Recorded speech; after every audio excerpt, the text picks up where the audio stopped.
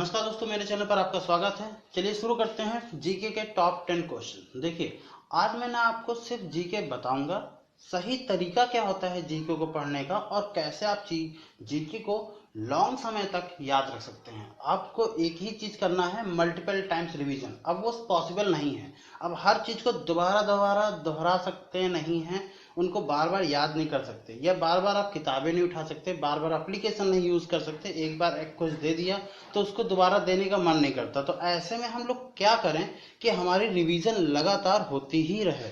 तो ऐसे में करने के लिए बस आपको एक चीज करना है, जितने भी ऑप्शन हैं उनके साथ आप छेड़छाड़ करिए, उनके साथ आप कोशिश करिए।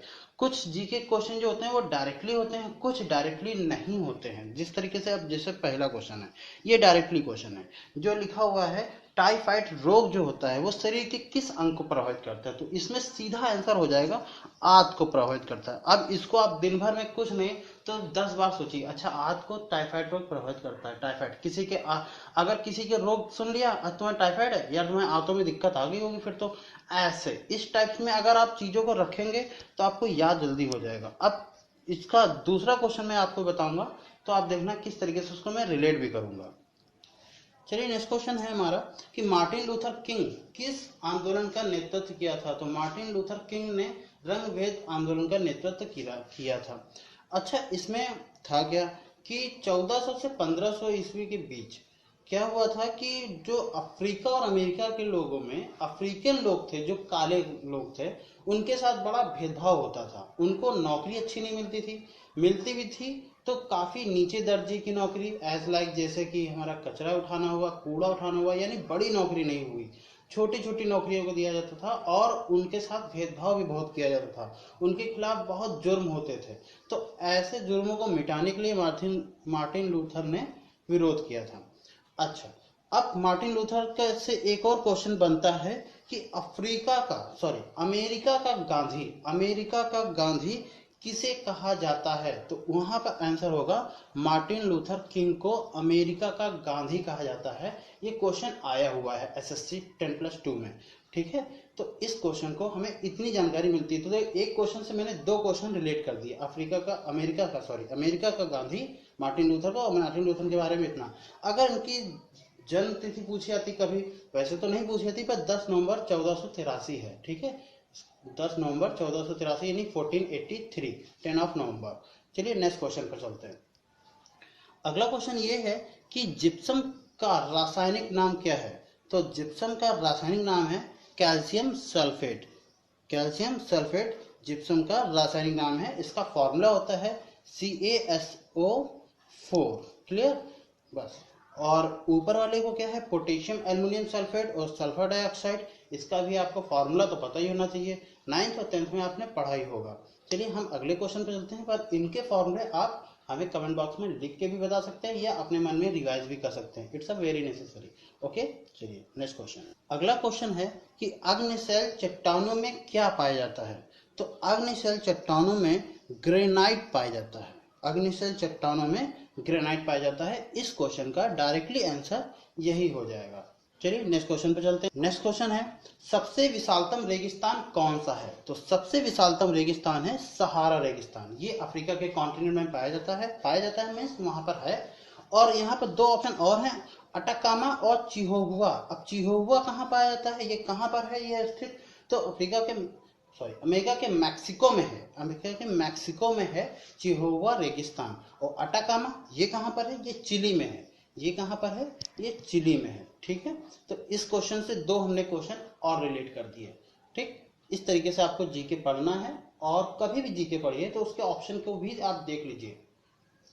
नेक्स्ट क्वेश्चन चलो चलते हैं। ओके, अगला क्वेश्चन ये है कि हवा में ध्वनि की जो चाल होती है वो मील पर घंटा कितनी होती है। तो मील प्रति घंटा कितनी होती है, क्वेश्चन इस टाइप का आ गया। जबकि हम लोगों ने साइंस में हमेशा पढ़ा है कि मीटर पर सेकंड, तो वो कितनी होती थी, 343 मीटर पर सेकंड। आई होप ये आपने सबने पढ़ा होगा साइंस में, क्लास 9th और 10th में जो ध्वनि चैप्टर है आपका 9th में ध्वनि चैप्टर, उसमें आपने खूब पढ़ा होगा उसमें कि 343 मीटर पर सेकंड। पर यहाँ पर मील पर घंटा पूछ लिया। अब यहीं पर दिक्कत आ गई, तो यहाँ का ऑप्शन हो जाएगा 760 यानी 760 मील प्रति घंटा। ठीक है। अब यूनिट में आपको बता देता हूँ कि 1 मीटर पर सेकेंड में कितने माइल्स पर आवर होते हैं। तो 2.237 माइल्स पर आवर होते हैं, ये आपको याद रखना है। ठीक है, ये आपको याद रखना है। 1 मीटर पर सेकेंड में 2.237 माइल्स पर आवर होते हैं। तो इस क्वेश्चन से हमें इतनी जानकारी मिलती है। चलिए नेक्स्ट क्वेश्चन पर चलते हैं। अगला क्वेश्चन ये है कि फील्ड मार्शल ई रोमेन कौन थे। तो फील्ड मार्शल ई रोमेन एक फ्रांसीसी थे, एक फ्रांसीसी थे। आपका डायरेक्टली आंसर यही हो जाएगा। ठीक, अब इस टाइप के जो जीके होते हैं वो डायरेक्टली आंसर होते हैं, पर यहाँ पर आप ऑप्शन से नहीं खेल सकते, पर जहां से ऑप्शन में खेलना है वहां आपको खेलना ही पड़ेगा। ठीक है, नेक्स्ट क्वेश्चन।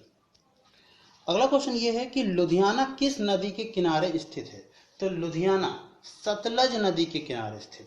लुधियाना किस नदी के किनारे स्थित है, सतलज नदी के किनारे स्थित है। अच्छा, गंगा नदी के किनारे कौन कौन से हैं। तो गंगा नदी काफी लंबी नदी है और उसको अलग अलग नाम से भी जाना जाती है। गंगा नदी यहाँ से जाती हुई ब्रह्मपुत्र से मिलती हुई फिर बांग्लादेश पहुंच जाती है। ठीक है। अच्छा हाँ, बांग्लादेश में गंगा नदी को क्या बोलते हैं। बहुत अच्छी मूवी आई थी पद्मावत, बस वही याद रखिए, पद्मावत बोलते हैं। क्लियर। अच्छा, यहाँ पर देखते हैं गंगा नदी किन किन राज्यों के मुख्य रूप से जाती है, मतलब मुख्य रूप से गंगा नदी वहां पर मिलेगी आपको। तो कन्नौज, फर्रुखाबाद, कानपुर, कन्नौज, फर्रुखाबाद, कानपुर, यहाँ पर आपको गंगा नदी मिलेंगी। ब्रह्मपुत्र नदी, अच्छा ब्रह्मपुत्र नदी जो होती है वो 3 देशों को भी मिलती है। एक आपका चाइना हो गया, इंडिया में तो बहती ही है, और एक बांग्लादेश, चाइना होते हुए बांग्लादेश में जाके गिरती है ये। ठीक है, तो चाइना, इंडिया, बांग्लादेश, यहाँ पर ब्रह्मपुत्र नदियाँ बहती हैं। अच्छा, कावेरी नदी, इसके बारे में क्या है। कावेरी नदी को क्या बोलते हैं, ये तमिलनाडु में, ध्यान रखिएगा, तमिलनाडु में बहती है। ठीक है। अब इस क्वेश्चन से देखो, ये क्वेश्चन ऐसा था कि इससे हमें ये तो आंसर मिला ही मिला, ये किस शहर से हैं, ये किससे हैं, कितने राज्यों को प्रभावित करती हैं, कितने शहरों को मिलती हैं, ये सारे क्वेश्चन आपको कहीं ना कहीं मिलते हैं। तो इस टाइप से आपको मल्टीपल टाइम रिवीजन करना पड़ेगा। चलिए नेक्स्ट क्वेश्चन पर चलते हैं अभी। ओके, अगला क्वेश्चन ये है हमारा कि अम्लीय वर्षा का मुख्य कारण क्या है। तो अम्लीय वर्षा का मुख्य कारण सल्फर डाइऑक्साइड और नाइट्रस ऑक्साइड, ये दोनों हैं। तो आपका ऑप्शन डी, जो कि हमसे थोड़ा सा गलत हो गया था टाइपिंग में, तो यहाँ पर ऑप्शन बी डी जो होगा, ए और बी दोनों सही है यहाँ पर, तो ये आपका सही है। ओके, चलिए नेक्स्ट क्वेश्चन चलते हैं। पर इसका आंसर क्या होगा, सल्फर डाइऑक्साइड, नाइट्रस ऑक्साइड, ये दोनों हवा में प्रेजेंट रहते हैं, और जब पहली वर्षा होती है तो पानी की बूंदों के साथ ये नीचे आ जाते हैं, इसे हम लोग अम्लीय वर्षा कहते हैं। इसलिए पहली बारिश में नहाना भी नहीं चाहिए, और ये भी मानते हैं कि संगमरमर का जो कलर होता है वो थोड़ा सा डल हो जाता है इसी सल्फर डाइऑक्साइड के कारण। क्लियर। चलिए नेक्स्ट क्वेश्चन पे चलते हैं। ओके, लास्ट क्वेश्चन है हमारा आज का कि एस्ट्रियोलॉजी इनमें से किसका अध्ययन होता है। तो एस्ट्रियोलॉजी में हम लोग अस्थियों का यानी हड्डियों का अध्ययन करते हैं।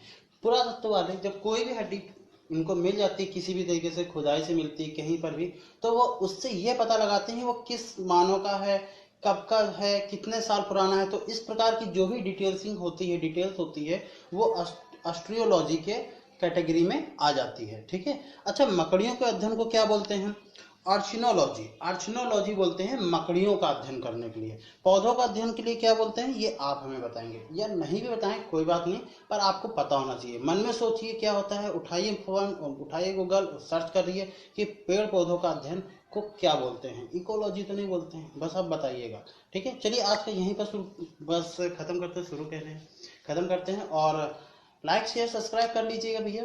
और इस तरीके से और भी अच्छे अच्छे क्वेश्चन लाएंगे, और अगली बार मैं ये कोशिश करूंगा कि जब आपको मैं किसी प्रकार का आंसर दूं तो उसके आंसर की भी डिटेलिंग्स आपको साथ ही में दे दूं। मैं अभी जो बोल देता हूं वो आपको मैं लिख के दे दूं, ताकि आपको कभी भी किसी प्रकार का स्क्रीनशॉट लेना हो या नोट्स लेना हो तो आपको दिक्कत नहीं हो। ठीक है। चलिए अभी के लिए खत्म करते हैं, और जय हिंद, जय भारत, बाय।